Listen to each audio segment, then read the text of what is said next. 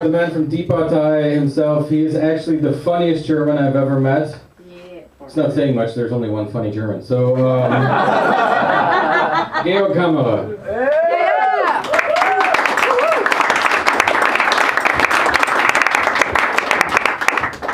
Thank you, Drew, professional duck fister.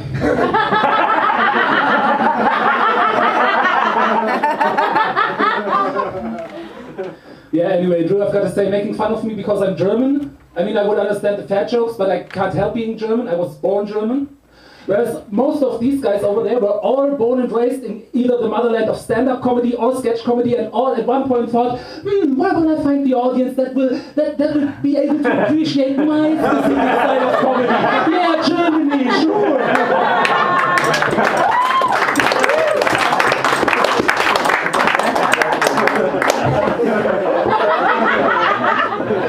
The worst of them actually dropped out in the last minute. Passoon, he was born in Afghanistan. He was born in Afghanistan but insists that he's German. How much must he hate Afghanistan if as a comedian he wants to be recognized as German? But then, no, I did some research, and Afghanistan is actually like an even worse version of Germany. In Afghanistan, everybody hates the Jews and you can't get clean tap water.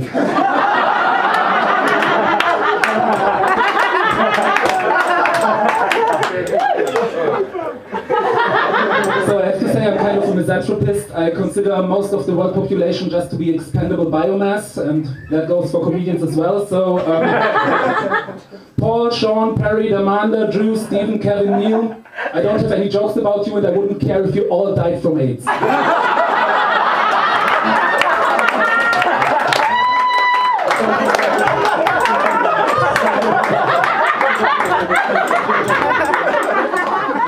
Anyway, give it up again for Kati Timur.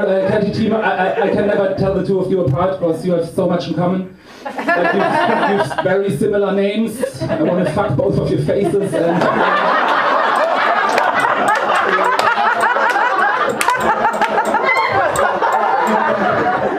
you're also both perfect examples that if you're a woman in the Berlin English comedy scene, big tits will get you much further than actually being funny.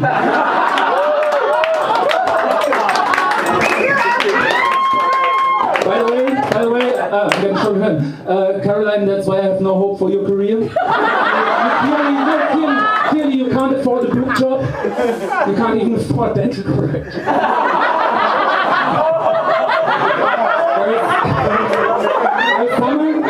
In your case, breast implants may be an option. I would just suggest that you don't go to your regular plastic surgeon, considering how he clearly phoned in your sex change operation. Okay, anyway, Tim, I really love you. You have this English dandy thing going on. I think it works. Whenever I look at you, I immediately think of Oscar Wilde, or precisely the picture in Dorian Gray's attic.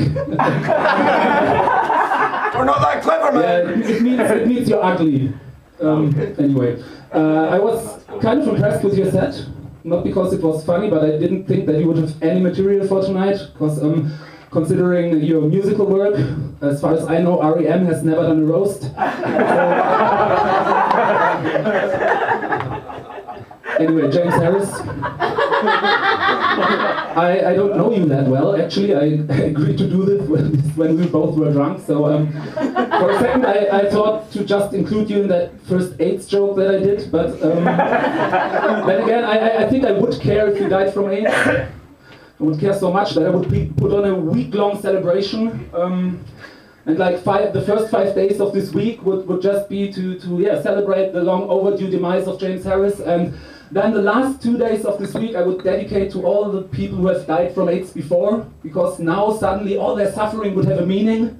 Like they were all working towards this one day, like the good Christian businessman who thought that sexual diseases were only a thing for queers, and who got it from an Asian prostitute and brought it overseas, and then at the very last minute just fucked his nurse, and they all nurtured the virus in their bloodline and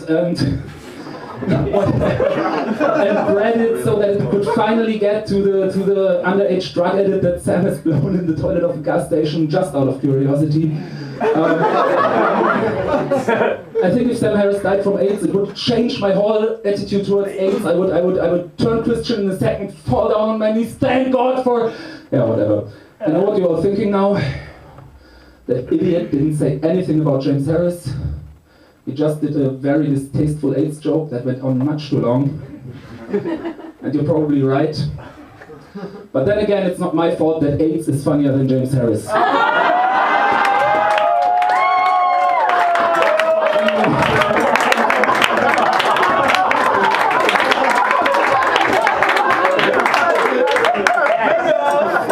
Anyway, you guys, I hate German comedy more than you do, and I'm so glad that you're here.